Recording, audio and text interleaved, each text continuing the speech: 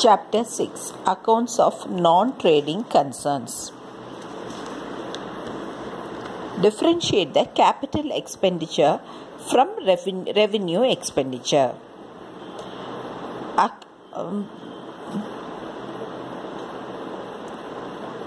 The capital expenditure is totally different from the revenue expenditure. This can be considered as you can have two columns. One is of capital expenditure.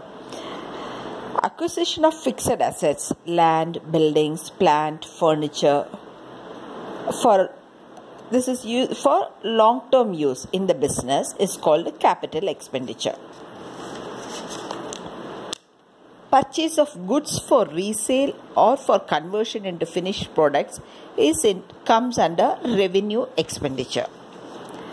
And extension of improvement of fixed assets, amount spent on expanding existing building is a capital expenditure. But expenses incurred to maintain the business, normal repairs, renewals, whitewashing, replacement of spare parts, all these come under revenue expenditure. Connection with the purchase, receipt or erection of fixed assets, or any expenses, wages paid on erection of plant and machinery, it comes under capital expenditure.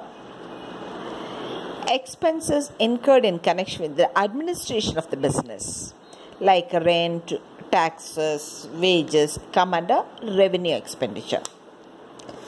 And major repairs, replacement of parts resulting in increased efficiency of the fixed asset comes under capital expenditure. And depreciation of fixed assets, cost, interest on loan, miscellaneous expenses come under revenue expenditure. Next question. Explain deferred revenue expenditure with illustration.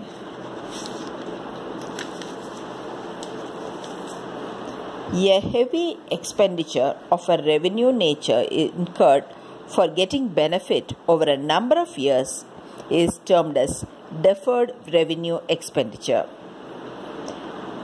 It is examples of expenses incurred on research and development, preliminary expenses incurred before the commencement of business, that is example legal charges, expenses incurred in shifting the business premises to a convenient place, and fourth is heavy advertisement expenses.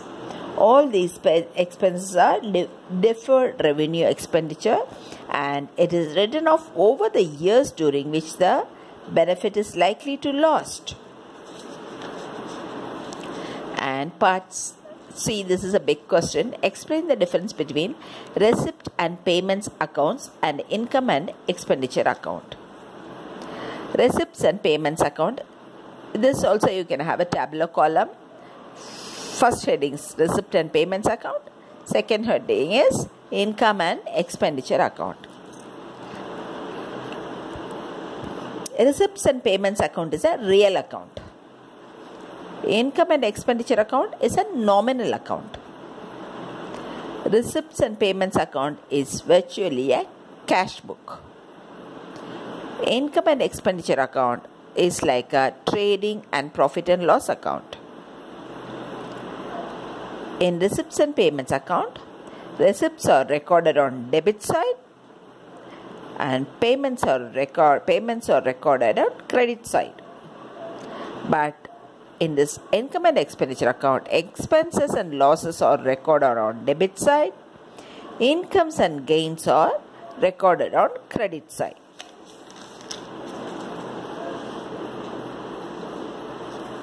It commences, receipts and payments account commences with the opening balance of cash in hand and cash at hand at bank.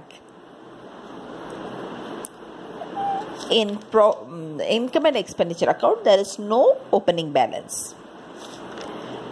Receipts and payments account, it ends with a closing balance of cash in hand and cash at bank. But this income and expenditure account, it ends with surplus or deficit. And receipts and payments account records receipts and payments both of capital and revenue nature. But income and expenditure, it records income and expenditure of the current year only. Next point, 8th point, receipts and payments may relate to current, previous or subsequent year. But in income and expenditure account, income and expenditure relate only to a current year. These are all the differences. There are 8 differences. So this chapter is also done.